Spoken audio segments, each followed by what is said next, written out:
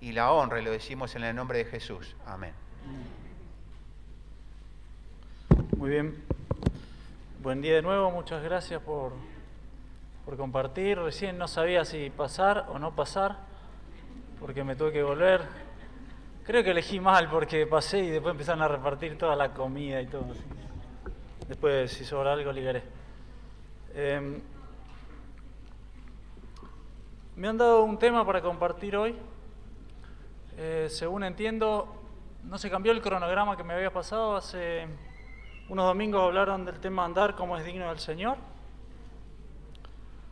Luego andar como persona nueva. Luego andar en el Espíritu, y hoy nos toca andar en sabiduría. Así que si ustedes quieren pueden ir buscando Efesios capítulo 5.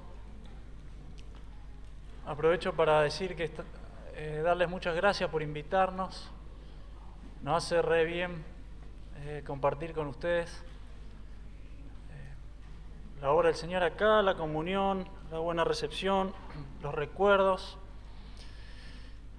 Justito vine cuando Melanie y Walter vinieron. Creo que a Luca y a Naomi no los conocía, pero no me acuerdo. Están muy grandes. Qué bueno ver a muchos. Hay algunas caras nuevas también. Y algunas caras que no nacieron todavía, pero ya pronto van a nacer. Alegra, primera vez que la vemos. También vino nuestra hija Liz, que estaba más cachetona. Y los niños grandes, la verdad, hermanos. Muchas gracias por hacernos un lugar. Nos hace tanto bien, nos gusta tanto, disfrutamos tanto de compartir. Efesios 5 tiene 3 versículos que van a ser nuestro tema de hoy. Pablo estaba prisionero cuando escribe esta carta. No fueron 3 o 4 meses de detención. Si uno mira el relato de los hechos y lo que dicen después, él estuvo preso entre 4, 5, 6 años prisionero. Fue transportado de Jerusalén, donde lo capturaron. Hubo un atentado para matarlo. Él providencialmente se enteró y logró que lo transportaran, se salvó. Estuvo en un barco viajando como prisionero, naufragó, pero siempre prisionero. Y en algunos casos tuvo bastante libertad, pero llevaba unos varios años ya de prisionero. Y Dios tenía eso preparado, trabajando en él y usándolo a él para escribir varias cartas. De esas cartas del primer aprisionamiento en Roma, Pablo escribe 4, que quedaron en la Biblia, ¿no? Efesios, Filipenses, Colosenses y Filemón. Y él viene hablando en el capítulo 5, vamos a leer solamente 3 versículos, pero él comienza hablando, diciéndole a los creyentes que tienen que andar en la luz, que tienen que andar como hijos de luz, que la vida en luz es lo contrario a la vida de horas y de tinieblas, que no sirve eso de una religión de domingo, religión de horario, religión de... A veces, eso es lo que a veces el mundo le llama religión, que es algunas actitudes y acciones que se le pueden adosar a la vida, pero que después no afectan esencialmente a la vida. Y les viene diciendo, ustedes son hijos de luz, tienen que andar de otra manera. Y llega al versículo 15 al 17, que es lo que vamos a leer hoy, y ahí va a hablar de este tema de andar en sabiduría. Y dice, mirad, Efesios 5:15, pues con diligencia, ¿cómo andéis? No como necios, sino como sabios, aprovechando bien el tiempo, porque los días son malos. Por tanto, no seáis insensatos, sino entendidos de cuál sea la voluntad del Señor. Esos son los 3 textos en los que vamos a meditar en esta mañana. Leámoslos de nuevo. Mirad, pues, con diligencia, ¿cómo andéis? No como necios, sino como sabios, aprovechando bien el tiempo, porque los días son malos. Por tanto, no seáis insensatos, sino entendidos de cuál sea la voluntad del Señor. Son 3 textos y hay 5 cláusulas, o 6, depende cómo las dividamos. La primera es, miren con diligencia cómo andan, lo primero que les dice. Lo segundo les dice, que no sea que anden como unos necios, sino como unos sabios. Tercero les dice, aprovechen bien el tiempo. les da luego la razón, porque los días en los que vivimos son malos. Y luego 1 o 2 podría vivirse esto, dice, o sea, en función de lo anterior, no sean insensatos, sino entendidos de cuál sea la voluntad del Señor. Y esto es entonces la meditación que tenemos en la palabra de Dios para nosotros en esta mañana. Y uno ve, si uno tuviera que elegir una palabra y alguien preguntara, ¿de qué habla este breve párrafo? ¿Qué palabra sería? ¿Cuál? Mirar, esa puede ser una. Sabiduría puede ser otra. Pueden ser esas. La primera es la que da el puntapié y marca el orden de lo que hay que hacer. Sabiduría parece ser el contenido. Otra podría ser también andar. Esa podría ser, aunque esa palabra no está, podría ser como la que refleja el mensaje que se va, ¿no? Prudencia. ¿Cuál? Está dándonos una instrucción. Podría ser la sugerencia de un amigo, aunque también, cuando uno ve de quién viene la sugerencia, cobra una autoridad, ¿no? Muy bien. Esa está relacionada también con la de sabiduría, porque en el fondo nos va a decir, ustedes tienen que ser entendidos. La otra que yo mencioné era andar, y andar se refiere a la manera de vivir, ¿no? Sería la conducta, esa también podría ser una palabra que resume de lo que habla el pasaje, de la conducta, cómo tiene que ser nuestra conducta. Y fíjense, empecemos mirando esa palabra, es la palabra andar, andéis.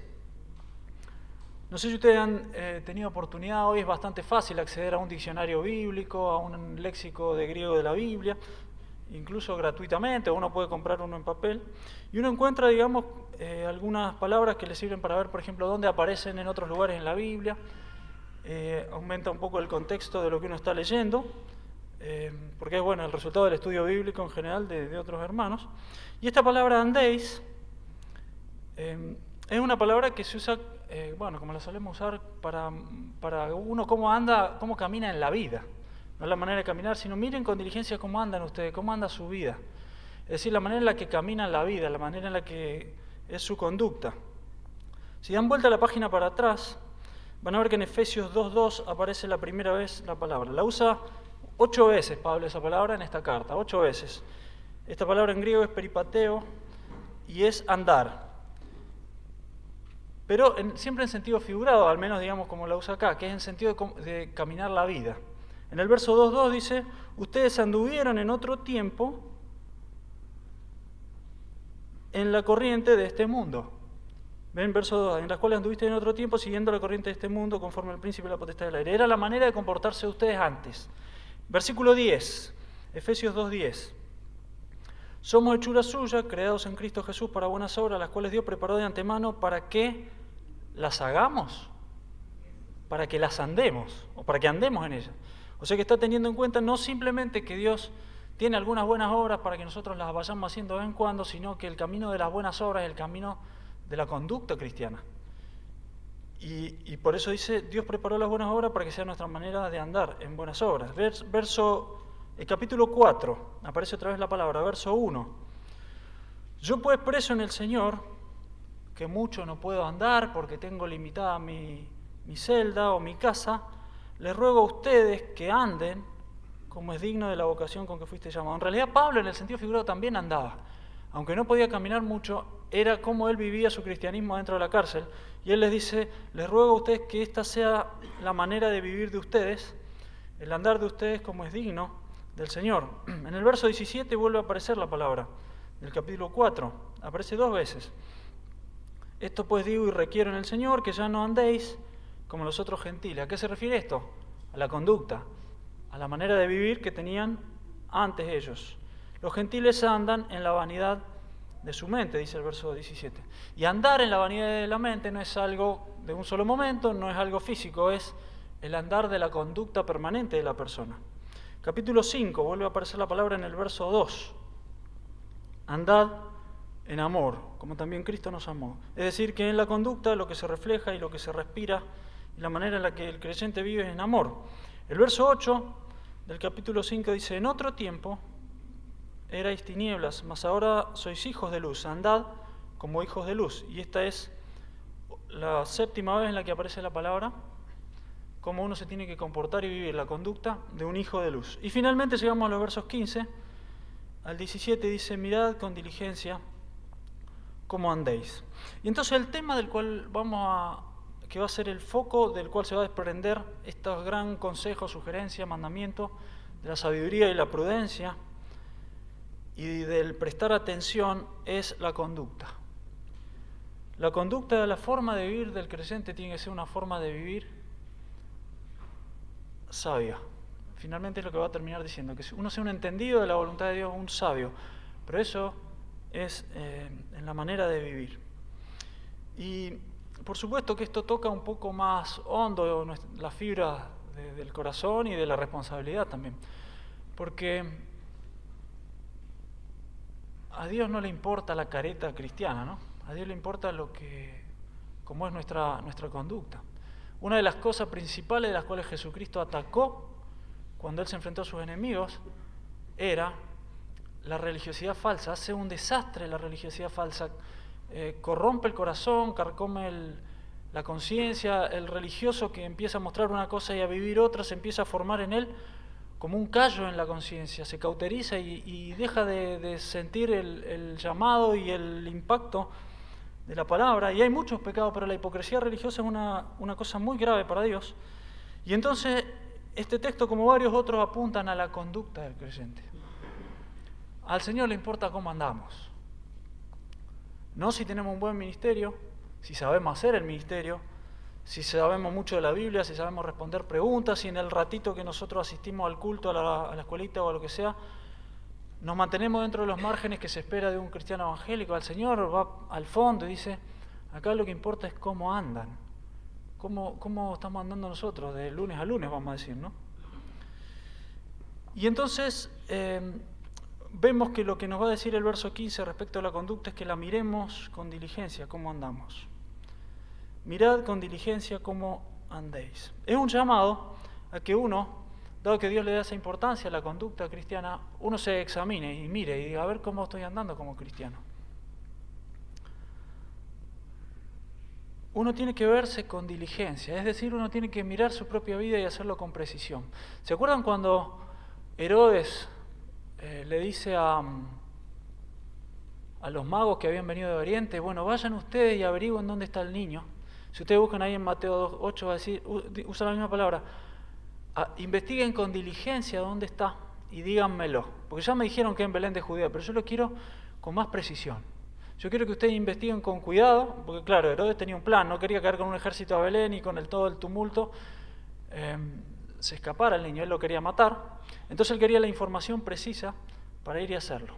Entonces les encarga esto, aunque era mala su intención: háganlo con cuidado, con esfuerzo, con diligencia y díganme. Y a nosotros acá usa esta expresión para decirnos: ustedes mírense su vida cristiana y mírensela con diligencia, mírense con precisión cómo están andando. No simplemente una miradita a ver cómo estoy como cristiano y no me voy a mirar mucho porque hay cosas que no quiero ver. Voy a hacer una revisión medio así rápida, vuelo de pájaro, no hago cosas graves, no robo. No engañé a mi mujer, no ando en el crimen, si vendo droga, vendo poca, cosas, digamos. Mucho más lejos que esto, nos dice el Señor. Mírense con precisión, mírense con esfuerzo y con cuidado y saquen a la luz las cosas que hay ahí. Mirad con diligencia cómo andéis. Y entonces uno va a hacer su autoexamen y uno puede encontrar cosas que uno sabe que no están bien o que no le gusta al Señor. Pero eso es lo que el Señor nos está diciendo, eso es lo que el Señor quiere que hagamos, que nosotros tengamos una revisión precisa de cómo andamos.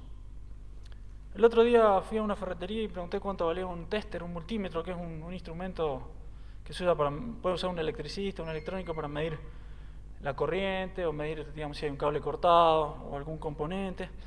Y me dijeron: mira, el más barato vale 800 pesos y estos son de más precisión, vale 3.200, 2.900. El que sabe el tema sabe que igual era un trucho, porque los buenos valen varios ceros más, pero bueno, Yo pregunté por esa. Y entonces si uno quiere simplemente saber si hay un vivo, un neutro, si hay tensión en el enchufe, cualquiera sirve. Por lo menos la primera vez sirve, después se quemará más rápido.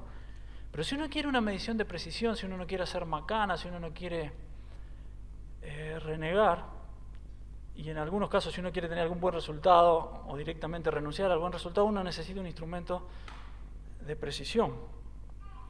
Y acá nos va a decir, ustedes mírense cómo caminan en la vida cristiana, pero háganlo con cuidado, mírense con diligencia, mírense con exactitud.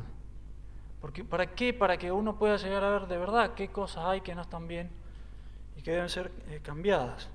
Y entonces después nos va a decir que el resultado de eso, y a lo que uno debe apuntar, es que uno tiene que andar como un sabio y no como un necio.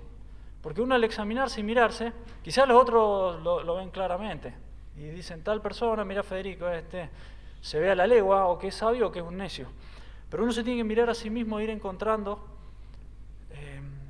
cómo delante del Señor uno está. Y las opciones son o como necio o como sabio. Y buscando en el léxico griego, en el diccionario, dice que la palabra sabio es sophoi. Vieron que nosotros usamos sofía. Algunas palabras como filosofía o teosofía significa o amor a la sabiduría, bueno, sofía es la palabra que significa sabiduría. Y entonces acá la palabra para sabio es sophoi, que viene de ahí, un sabio. Y lo más curioso es que la palabra necio es asophoi, con una A adelante como el privativo, un prefijo privativo, como nosotros decimos normal y anormal. Acá el sabio es el sophoi y el necio es el asophoi, el no sabio. Y lo que nos está diciendo es que, bueno, en realidad, digamos, lo vemos también, como necio o como sabio, pero salta a la luz de que o somos sophoi o somos asophoi. O la una o la otra, y no hay una gama en el medio. Y va a decir el apóstol, ustedes miren cómo andan, porque o andan como sabios o andan como insabios, si existe esa palabra. Esas son las dos opciones. Miren cómo andan, mírenlo con cuidado, porque las chances son o andan como sabios y su conducta es la de un sabio, o su conducta es la de un no sabio, un necio. Y entonces nosotros delante del Señor tenemos que caminar de una manera en que podamos ver delante de Él que cada vez más podemos decir que somos conducta de sabios, que estamos viviendo nuestra vida cristiana como sabios. Fíjense que nos está diciendo que la sabiduría, que era una de las palabras principales que mencionaron, la calidad de sabio, no tiene que ver con la mente, no tiene que ver con el coeficiente intelectual de una persona, ni con su conocimiento. Está diciendo, es la manera de andar. Uno es sabio si la conducta de uno es la conducta de un sabio. Quizá uno sea más torpe en alguna cosa, uno cometa alguna precisión en su análisis de la historia bíblica, uno haya un montón de preguntas que no puede contestar, pero la Biblia dice que sabio es el que se comporta como un sabio. El que en la vida uno dice, este tiene una vida sabia, tiene errores y los corrige. Mete la pata, enseguida pide perdón y acomoda su vida. Toma las decisiones correctas, invierte el tiempo en lo que le importa al Señor, sabe cómo usar su dinero, no anda en pavadas. Su manera de vivir es la de un sabio y no es lo de la mente. Tuve un compañero que entró hace poquito al trabajo y él el otro día decía, yo ya me veo siendo un viejo sabio. Voy a andar todo mal vestido con la barba larga, pero me voy a preocupar de lo espiritual. Y bueno, los compañeros, estaba hablando con otros, le preguntaban, pero ¿por qué tenés que ser sabio y andar como un croto? No sé bien qué le preguntaron, pero él se imaginaba que como él se iba a dedicar un poco a la espiritualidad, no se iba a afeitar, y que iba a ser algo como algún personaje que a veces vemos, sobre todo en la sabiduría oriental, una persona un tanto mística o a veces, digamos, descuidada de ciertas cosas temporales de este mundo. Pero para Dios el sabio no es el que tiene profundas reflexiones y sabe de todas las religiones. La sabiduría de Dios, la que a Él le interesa, es la que se traslada y se manifiesta en la conducta. Y dice, si ustedes quieren ser unos sabios, ustedes tienen que andar como un sabio, tienen que vivir, la conducta tiene que ser la de un sabio. Ahí entonces vamos a ser sabios. Ni siquiera la manera de aplicar el conocimiento bíblico. A veces viene algún hermano, algún predicador, algún enseñador, y hay conferencias y siempre se aprovechan los jóvenes, a veces los grandes también, para hacerles muchas preguntas, y la persona puede contestar y uno dice, ¿cuánta sabiduría? Pero Dios no se deja engañar. Si detrás de esa capacidad de contestar preguntas hay una vida sabia, ese es un sabio. Si la persona tiene conocimiento pero su vida está torcida, para Dios es un necio. Porque a lo que a Dios le interesa es que la vida esté ordenada de tal manera que Dios diga, este está andando en sabiduría. Eso la Biblia lo recalca muchas veces. Yo ahora leo solo un texto más que dice la palabra, ¿quién es sabio y entendido entre vosotros? Bueno, muéstrelo de esta manera, dice. Por la buena conducta muestre sus obras en sabia mansedumbre. Ese es un sabio.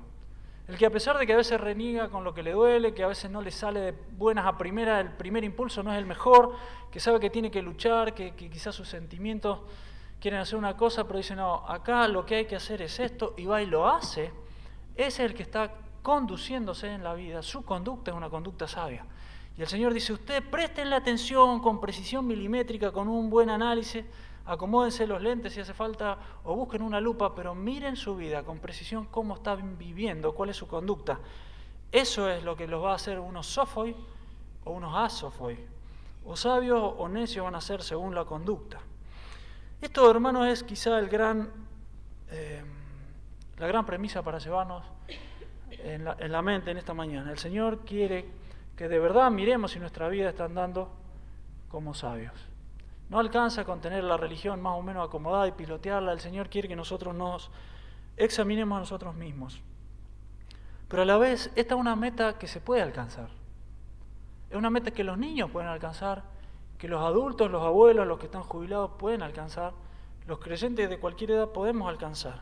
Y seguramente en alguna medida estamos alcanzando y el Señor quiere que continuemos examinando nuestra vida, porque si hay cosas de necio tenemos que sacarla. El Señor quiere que nuestra vida, el tenor de nuestra vida, la descripción que alguien haría si preguntara por mí, como yo le pregunté recién a usted, ¿de qué habla el pasaje? Si alguien preguntara por mí, a ver cómo es, cómo vive. Si hubiera que hacer un resumen, tendría que ser esto. Su conducta es la conducta de un sabio. Él vive como un sabio. Sabe más, sabe menos, explica mejor, explica peor, conoce. Pero su conducta es la vida de un sabio, de un sabio con la sabiduría del cristiano. Y es una meta alcanzable porque Dios nos pone mandamientos que por su Espíritu puede hacernos cumplir. A veces son mandamientos tan altos, a veces parecen inaccesibles, pero no lo son por el poder del Espíritu Santo. Todo lo que encontramos en la Biblia como un mandamiento debiera también para nosotros ser una especie de promesa. No es encontrar una espina que por ahí no tenés que pisar o que te marca el camino, es encontrar una gema, porque lo que Dios nos manda es algo que Él puede forjar en nuestro carácter y en nuestra vida, porque si lo manda es porque por su Espíritu lo puede lograr. Y quizás lleve esfuerzo, como lleva esfuerzo cualquier cosa que vale la pena, ¿no? Ganó el otro día Djokovic el abierto de Wimbledon, ¿era, no? El que ganó. Con esfuerzo terrible, recansado, pero él, por supuesto, podría, en vez de ganar un gran torneo de tenis y estar en la cima del ranking, podría estar más cómodo en otro lado haciendo otra cosa. Pero si él quiere tener esos récords y estar ahí como deportista, requiere esfuerzo. Y cualquier cosa que nosotros queramos que valga la pena requiere esfuerzo. Y tal vez habría que decir que si uno decide una vida sin esfuerzo, en realidad no va a lograr una vida fácil, simplemente va a lograr metas mucho más bajas. Pero cualquier cosa que vale la pena requiere esfuerzo, y Dios nos pone al alcance de la mano esto, que nosotros con diligencia examinemos nuestra vida, pero que por su Espíritu nosotros podemos vivir como unos sabios. Y eso es lo que al Señor le importa, que la conducta del creyente sea la conducta de un sabio, un creyente como tiene que ser un creyente, uno que se toma el cristianismo en serio, uno que se tomó la vida cristiana en serio, así como Cristo se tomó en serio nuestros pecados y nuestra condenación, y se tomó en serio la justicia de Dios, y Cristo vino y murió por nosotros para rescatarnos, y entonces Él quiere que nosotros nos ocupemos de lo único de lo que vale la pena ocuparse en la vida, que es lo que va a decir ahora más adelante el verso 17, y entonces vamos a estar viviendo como unos sabios. Ahora, el verso 16 y 17 nos dan dos consejos que se encadenan de estas premisas que disparan este pasaje, que es mirar con diligencia nuestra conducta. Y el primer consejo, instrucción, sugerencia, pero que tiene también la autoridad de Dios, es que aprovechemos el tiempo. Aprovechando bien el tiempo porque los días son malos. Hay un pasaje paralelo en Colosenses que dice así: andad sabiamente para con los de afuera, redimiendo el tiempo. Y la idea de la Biblia no es que el tiempo es un espacio que todos tenemos la misma cantidad, ¿no? Probablemente todos nosotros en algún momento hubiéramos querido que la hora tenga más de 60 minutos o que el día tenga algunas horitas más, Todos tenemos el mismo tiempo, el rico y el pobre en su día tienen la misma cantidad de tiempo. Y el pensamiento de la Biblia no es que uno, bueno, ya que eso está vacío, si le va a meter algo, metele algo más o menos útil. Para nada es el pensamiento al que nos llama la Biblia, a que vivamos ocupándonos de nuestra salvación con temor, con temblor, con diligencia, examinando nuestra vida si estamos andando como un sabio delante de Dios. La idea de acá de aprovechar el tiempo es comprar el tiempo. Por eso es, dice el otro texto, redimir el tiempo. Es decir, uno tiene que poner algo, como cuando uno redime unos cupones, uno redime unos puntos de la tarjeta o algo, o como cuando Cristo nos redimió a nosotros a un gran precio. Los días en los que vivimos son malos. La presente realidad es mala. Vivimos en un mundo donde el pecado impera. La carne nos impulsa, por eso dice en Gálatas 5, que no sé si uno de los textos que estuvieron viendo el otro día, que el impulso del espíritu y el de la carne son tal que se oponen entre sí, que nosotros no podemos andar a hacer la plancha en la vida cristiana, porque eso nos va a llevar en declive. Nosotros tenemos a nuestro alrededor, en el presente tiempo que nos toca vivir, la maldad por todos lados. De hecho, Gálatas 1:4 dice que Cristo se dio a sí mismo para rescatarnos del presente siglo malo. Estamos en un mundo que hasta que el Señor establezca su reino aquí va a ser un mundo caracterizado por esto, días malos.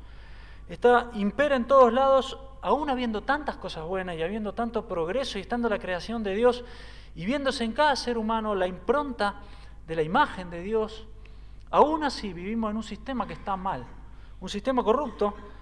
Y entonces Dios nos dice, ustedes si quieren ser unos sabios en su manera de vivir, van a tener que comprar el tiempo. Ya lo tienen las horas, lo que pasa es que para usarlo bien lo van a tener que redimir, van a tener que aprovecharlo.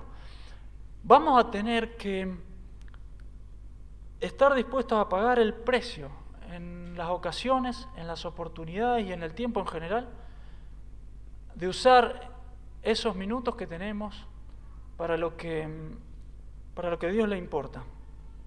Hoy cantábamos la canción del reloj que corre tiki tiki tac y dice, pensemos lo que haremos hoy. Eso sería quizá la primera manera de poner en práctica qué voy a hacer con el tiempo que tengo hoy. Pero el creyente es llamado a examinar toda su vida, su manera de andar. ¿Cómo estoy invirtiendo mi tiempo? Tengo un tiempo que me queda y un tiempo que pasé. El tiempo que pasé me puede servir para aprender, pero yo tengo delante el tiempo que me queda. El que es muy joven puede pensar que tiene toda la vida por delante, pero no sabe si le queda 1 año, 2 años, 50 años, no lo saben porque nadie sabe si el día de mañana está, aunque sea joven. El anciano, el jubilado, el que tiene nietos, bisnietos, quizá piensa ya toda mi vida la gasté, pero no sabe si le quedan 20 años más. Si uno no sabe. Hay personas que el otro día uno cumplió 101, 102, personas que mueren a los 90, hay personas que se sienten viejos a los 70, a los 43. Uno no sabe cuánto le queda y el Señor lo sabe. Y puede que eso sea mucho, o mucho en cantidad de años, o mucho en utilidad. El asunto es que Dios no nos dice, pero lo que uno tiene que hacer es pensar lo que haremos hoy porque corre tiki tiki tac, pero pensar lo que vamos a hacer con el uso de nuestra vida, con el uso de nuestro tiempo. Tenemos años, tenemos semanas, estamos en una etapa de nuestra vida en que hay cosas que todavía las podemos hacer y otras en las que no podemos hacer. Y nosotros tenemos que aprovechar el tiempo. Y esta es una de las formas en las cuales el creyente se convierte en un sabio de conducta, un creyente de vida sabia. Cuando uno decide qué va a hacer con su tiempo. ¿Qué va a hacer con su tiempo? Un estudiante que hace 1 año o 2 años de una carrera y ve que no le gusta, tiene tiempo de estudiar otra cosa. Hay gente que ha estudiado una carrera de muy grande, pero tiene que tomar una decisión. ¿Qué voy a hacer con mi tiempo? Hay otros momentos en los que uno dice, bueno, esto yo ya lo estudié, esto ya me gustaría estudiarlo, pero no puedo. Y entonces, y quizá también en otra manera que es intermedia, entre no solo lo que voy a hacer hoy con el ratito que me queda, ¿qué cosas van a ser mis cosas importantes en estos 3 meses o en este año? Porque eso en el fondo termina siendo quizá lo más cotidiano, lo menos trascendente, pero son las cosas que le dan forma a nuestra vida. ¿A qué le metemos las fichas? Y las fichas no son tanto fichas de plata o fichas de recursos, principalmente fichas de tiempo.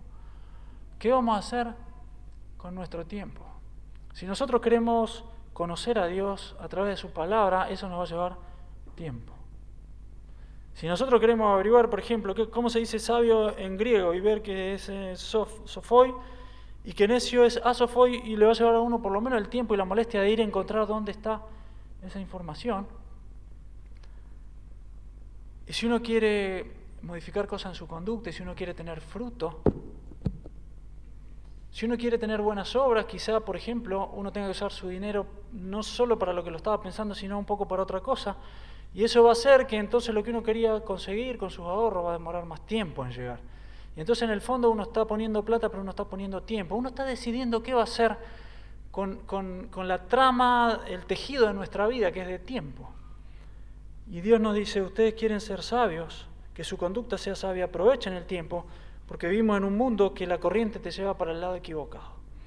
Y el verso 17 viene con este segundo consejo, sugerencia, que se desprende de lo primero, que es que tenemos que analizar nuestra vida para saber que estamos conduciéndonos la vida cristiana como un cristiano sabio. Y es que, dice el verso 17, por tanto no seáis insensatos y no entendidos de cuál sea la voluntad de Dios. Dado que la conducta importa, dado que a Dios le importa la manera en que vivimos, dado que los días son malos, acá tenemos el segundo contraste que aparece en este pasaje entre necio y sabio, y acá aparece entre el insensato y el entendido de la voluntad de Dios. ¿Saben que insensatez aquí no es una persona que tiene bajo conocimiento, bajo coeficiente intelectual o que tiene pocos estudios? El insensato es una persona que actúa con poca reflexión, con un juicio pobre. El insensato es alguien que, aún pudiendo, no piensa y decide cómo tiene que hacer. En la Biblia, por ejemplo, hay una historia del rico insensato. ¿Se acuerdan? Lucas 12.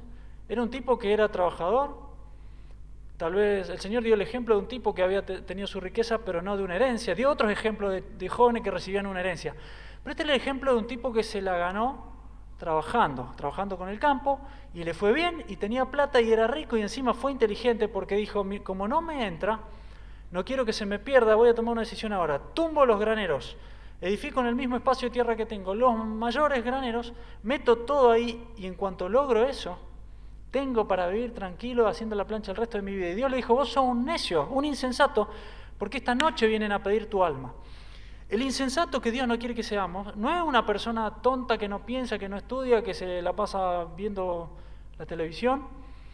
Puede ser una persona que le haya ido muy bien y haya tenido mucho progreso en su vida, que puede ser dinero, que puede ser logros, que puede ser estudio, que puede ser perseguir un ideal, hasta incluso que puede ser estar en una ONG y ayudar a gente. Cualquiera de esas cosas puede ser que la persona sea igualmente un necio. En el lugar donde yo trabajo y en el círculo de personas que se mueven ahí, admiran bastante a Steve Jobs. ¿Recuerdan a Steve Jobs, el creador de los iPhone? No sé cuál fue el último iPhone que salió, ahora va el 14, me parece. A ver. Este es el Nokia 1100. No sé cuál era el iPhone que había salido cuando Steve Jobs se le diagnosticó que tenía una enfermedad terminal, y un tiempo después Steve Jobs murió, no llegó a ver el 14, no sé si el 13. Y lo que pese delante del trono del Señor cuando Steve Jobs se presenta, y no sé, digamos, su alma, sé un poco de algo de lo que él ha escrito un libro, lo que han contado, no sé cómo fueron sus últimas horas, no sé si él tuvo oportunidad de buscar al Señor, pero ahí lo que va a pesar es si él logró el acceso a la presencia de Dios o no lo logró.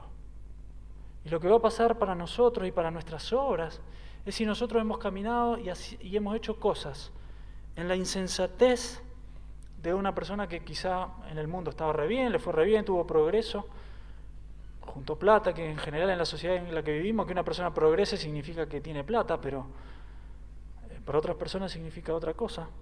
Pero para Dios, ser no insensato es lo que dice el resto del versículo, es ser un entendido de cuál sea la voluntad de Dios y llevarlo a la conducta. Y eso es lo que Dios apunta para vos y para mí. No seamos insensatos. ¿Qué es andar en sabiduría? Que es el tema que tenemos hoy. Andar en sabiduría es conocer la voluntad de Dios y llevarla a la práctica en todo tiempo. Un cristiano sabio, cuando conoce la voluntad de Dios y la lleva a la práctica todo el tiempo. Entonces su vida se orientó a lo que Dios quiere. La Biblia nos habla de que hay una voluntad de Dios que es la voluntad general para todas las personas. Y esa es la que está plasmada en la Escritura. Y luego una voluntad personal para cada uno de nosotros, que está siempre alineada con la voluntad general, pero que en la Escritura no está escrito. Hay en la Biblia algunos mandamientos y profecías y cosas que le fueron dadas a determinadas personas. Al rey David, a Timoteo, a ciertas personas, Dios les reveló por una profecía o un profeta o de alguna manera una voluntad específica para su vida. Pero para el resto de nosotros, la voluntad específica en nuestra vida, Dios nos la revela en el caminar de nuestra vida. Y lo primero que Él nos muestra es su voluntad general, que es lo que Dios quiere para todas las personas. La Biblia dice, por ejemplo, que no es la voluntad de Dios que se pierda ninguno de los que están reunidos en este lugar. Bueno, la Biblia dice que no se pierda ninguno de los seres humanos, pero eso incluye a los que estamos reunidos en este lugar. Dios es paciente para con todos, queriendo que todos los que estamos sentados en estas sillas procedan al arrepentimiento. Y ese es el plan de Dios y esa es su voluntad y Dios no renuncia a eso. Si hay acá entre nosotros alguien que todavía no se ha reconciliado con Dios, alguien que todavía está enemistado con Dios, que todavía está en sus pecados, alguien que simpatiza con la religión cristiana, pero que en el fondo sabe que Dios está afuera, no adentro, la voluntad de Dios, lo que en el fondo va a determinar principalmente si caminas como un sabio a los ojos de Dios, como un necio, es si ocurre esto que Dios desea, y es que tu corazón sea transformado, tus pecados perdonados, que seas salvo. Que renuncies a tu orgullo, al timón de tu propia vida. Porque Dios no quiere grandes esfuerzos, ni le alcanzan ni le sirven a Dios. Pero hay algo que Dios no va a hacer y es forzar tu voluntad. Dios te llama, Dios te atrae, Dios te toca el corazón, pero no atropella tu voluntad. Dios no te despersonaliza. Dios a veces te pone límites, a veces te habla en su palabra, te habla por las personas, a veces te habla por los regalos que te da, a veces te grita por la adversidad que te permite vivir, pero no doblega tu voluntad para que lo aceptes. A veces te puede Dios poner los límites más cerrados y cuando se acabe el tiempo Dios te va a confinar al lugar de castigo si tu rechazo es definitivo. Pero mientras tanto Dios apela a tu voluntad porque quiere salvarte a vos, que sos una persona, y no a un autómata, un robot, una versión disminuida de vos. Dios te quiere salvar a vos, Dios quiere conquistarte, Dios quiere que vos te rindas a su corazón y al amor de Él y que vos te vuelvas. Y aunque sea habiendo renegado y habiendo escapado y con dolor y mordiéndote el orgullo, Dios quiere que vengas a Él. Porque Él te quiere perdonar y te quiere salvar. Pero si no es tu decisión, no va a ser una entrega. Entonces Dios no va a tomar la decisión por vos. Vas a tener el resultado de tu decisión. Eso Dios sí te lo va a dar. Pero Él no va a forzarte a tomar la decisión. Dios quiere llamarte. Y la primera voluntad de Dios que la Biblia refleja es que quiere que te arrepientas y que seas salvo y que vengas al conocimiento de Dios y que tus pecados sean perdonados y que entres a la salvación y que Cristo entre a vivir en tu corazón. La Biblia también nos dice que la voluntad general de Dios implica que quiere formar a Cristo en cada uno de nosotros. Lo quiere formar. A veces es más fácil porque somos como una masa blanda, como esa porcelana fría o la masa de sal, cuando todavía está en el momento en que se puede tornear y después se pone dura. A veces Dios tiene que cincelar porque somos duros como la piedra, pero Dios quiere formar a Cristo en nosotros. El viernes a la noche teníamos colectivo a las 2 de la mañana en el parador de San Nicolás. Un chico que estudia en Palabra de Vida se iba, así que lo fuimos a llevar. Yo calculaba que me iba a estar acostando a las 3 de la mañana, más o menos, 3 menos cuarto. Compramos el pasaje, todo bien, pero empezaron a llegar los colectivos, Empresa Argentina, Chevalier y todo. Si el Pulqui no venía. Y yo ahí pensé, bueno, yo compré el que había, era el más barato, me alegré que era buen precio, pero será que... Bueno, no lo sé. La cuestión que vino otro Pulqui, este era el de las 2:10. A las 3:35 vino otro Pulqui que vino un poquito atrasado, pero bastante bien en hora. Pero no era la marca, no era la empresa, digamos, estuvo bastante bien. Era justo el que tenía que tomar este chico. Así que más o menos a las 4:10 llega el colectivo. Se sube, se va. Bueno, yo me acosté a las 5 de la mañana, todavía no me recupero. Y el otro chico que me acompañó tenía que trabajar a las 8:30, igual se la rebancó. Pero el que viajaba perdió la combinación, porque él llegaba a 6:15 y tenía que tomar 7:10 en retiro del otro y lo perdió. Llegó 7:20, recuperó bastante el colectivo, pero no tenía que ir. Y charlábamos con los chicos ahí, ¿por qué pasan estas cosas? ¿Por qué encima le está sirviendo al Señor? Nunca ha habido retiro, le tuve que explicar. Yo tampoco soy un capo de Buenos Aires, pero mirá, te va a tener como 80, 90, 100 dársenas de colectivo, ponete la mochila adelante, dividir la plata en 2 lugares, esas cosas que uno dice. Y llega y perdió el colectivo. Y encima, aparentemente, la boletería de la otra empresa que tenía que comprar, el Cóndor Estrella, el que va a Monte, no sé, no encontró la boletería. Bueno, resultó bastante bueno. En vez de llegar 9:30 a Monte, llegó 18:30, o sea, 9 horitas extra tuvo. Pero se encontró con otros 12 chicos más que iban al mismo grupo. Conoció Buenos Aires, creo que fue Constitución, tomó el tren. Estaba con 2 bolsos re pesados. Y llegó. Ahora, Dios lo podía resolver re fácil. Se llegó 7:10 el colectivo, porque recuperó. Podía hacer que llegue, que lo esperen. Es más, él me dijo, se ve que averiguó que alguien lo estuvo esperando, lo llamaron y se fue. Dios podría haber hecho que el colectivo llegara a 7:09 si quería. Pero Dios tenía otro plan para los 2 que nos tuvimos que quedar hasta las 5 de la mañana y para él que tuvo que encontrarse en un mundo desconocido y que encontrarse con gente que Dios le iba a proveer otra salida y lo iba a llevar al mismo lugar por otro camino. Fue una anécdota cortita que solamente va a quedar. Pero a Dios le importaba no que llegue en hora, a Dios le importaba que en él el carácter de Cristo sea forjado. Que él aprenda cómo se confía en Dios cuando uno pierde el colectivo y está en una ciudad desconocida y tiene 2 bultos grandes. ¿Cómo Dios te puede sacar de esas cosas y cómo Dios te puede sacar de cosas más grandes? Al Señor le importa eso. Si los 1.200 pesos del pasaje los recuperamos o no, el Señor tiene otra plata para darnos si quiere. Las horas las perdió, pero el Dios estaba trabajando en él. Y el Señor quiere formar a Cristo en vos y en mí. Es el plan más sublime que hay. Y eso la Biblia lo muestra. Nosotros estamos en ese camino. Y nosotros no podemos, por alguna cosa que sea un progreso material, el éxito a los ojos de los hombres, vivir como un necio a los ojos de Dios. Y Dios tiene para nosotros conocer la voluntad de Dios y llevarla a la práctica.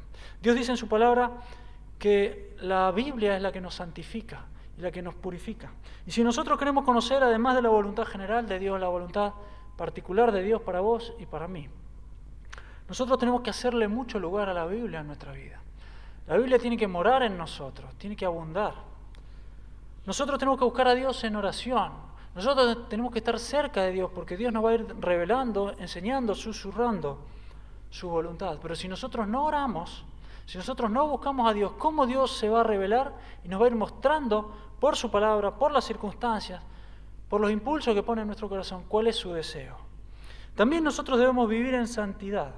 Como dice el Salmo 25:12, ¿quién es el hombre que teme a Jehová? Dios a él le hará conocer su pacto. Dios dará su comunión íntima a aquel que vive una vida limpia. Entonces, si nosotros queremos conocer la voluntad particular de Dios para nosotros, nosotros tenemos que vivir una vida limpia. A veces no asociamos la relación de causa y efecto que hay entre cerrar el navegador cuando hay la posibilidad de ir a una página equivocada, de apagar el televisor o cambiar la película cuando eso no corresponde, entre mordernos los dientes cuando tenemos ganas de reaccionar mal y reaccionar bien, y todos esos pecados que nosotros podemos permitir o impedir. La relación que eso tiene con Dios guiando nuestra vida. Pero es así, la Biblia nos muestra claramente, al que vive en santidad, Dios lo lleva. Y cuanto más puro es nuestro pensamiento y nuestra manera de vivir, más cerca le caminamos al Señor. Más corta es la distancia que nos separa de Él. Y entonces, si nosotros queremos conocer su voluntad, tenemos que vivir en santidad. Y también la Biblia nos enseña que una manera de conocer la voluntad particular de Dios es pedir consejo al cuerpo de hermanos espirituales que Dios nos ha dado. Tenemos recursos a nuestro alcance para vivir como unos sabios.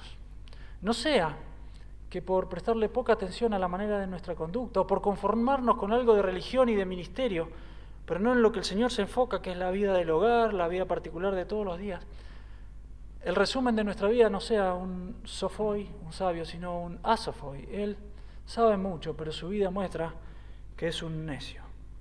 ¿Qué es andar en sabiduría? Es conocer la voluntad de Dios y llevarla a la práctica en todo tiempo. Quiere el Señor que esa sea la realidad que nos guíe a vivir a cada